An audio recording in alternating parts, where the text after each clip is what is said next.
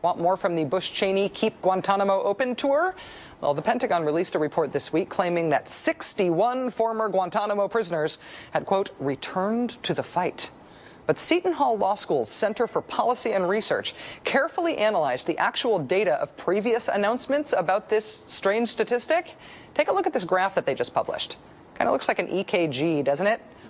The graph charts the government's evolving claims about the number of released Guantanamo prisoners that they say went back to their terror-waging ways after leaving Guantanamo. In other words, the Bush administration is willing to concede that they tortured prisoners because in their mind it works and they are under no fear of prosecution for that.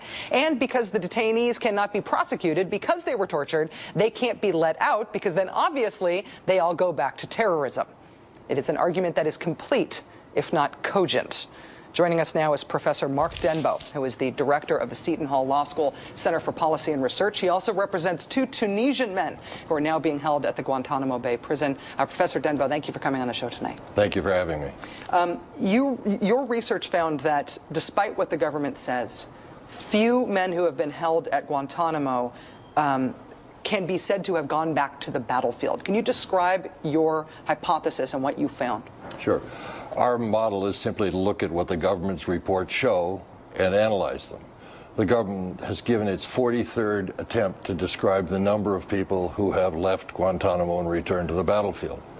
41 times they've done it orally, as they have this last time, and their numbers have changed from 20 to 12 to 7 to more than 5 to 2 to a couple to a few, 25, 29, 12 to 24. Every time the number has been different. In fact, every time they give a number, they don't identify a date, a place, a time, a name, or an incident to support their claim. What does to return to the battlefield mean, even? Well, it turns out they did produce two documents by accident. Mayor Daley, the former Mayor Daley, once said, never write a letter, never throw one away. Well, the government actually wrote two documents. One was a press release published on non-DOD letterhead on their website that identified what they said were 30 people who had returned to the battlefield. That was in July of '07. That list of 30 identified 15 people. 8 of those people were divided up into the groups. 3 of them were from England. They were called the Tipton Three. And they were there because they did a documentary called The Road to Guantanamo. Wait. Returning to the battlefied means you were in a documentary? Yes. Okay. That's included.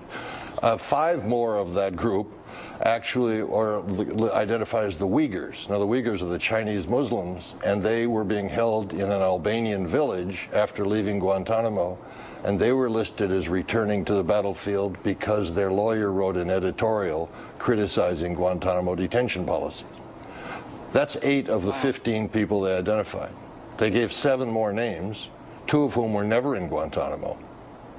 So they were down to 5 names, and of those names, 2 were Russians who were arrested in Russia but not prosecuted, and 2 were Moroccans. So in fact, there's the number of people who would meet anybody's definition of returning to a battlefield is tiny, and the numbers they've given are simply incoherent. When you have been studying these 43 different utterances, these seemingly random declarations of the number of people who have returned to the battlefield, contextually, when you look at them, can you tell why the government is making those utterances, why they're making the case that there are people, any number of people who have returned to the battlefield? What's the context? Well, the only context that we can find out is this one press release, which the DOD put on its website, and after we wrote a report, removed it, so it's no longer available. We have it because law students are smart and know the technology to find it.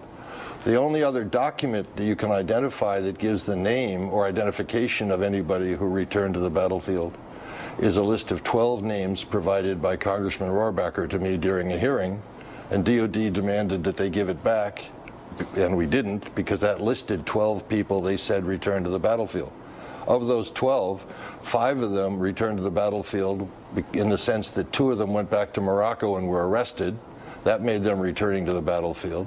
1 went back to Turkey and was arrested, and 2 went back to Russia and were arrested, tried, and acquitted, and then finally convicted. So to get to the 12 they have there, they have to account people who were, in fact, only arrested in their home country.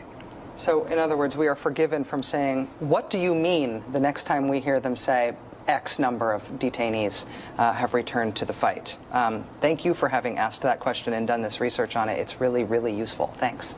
You're welcome. Thank you. Mark Denbeaux is the director of the Seton Hall Law School Center for Policy and Research.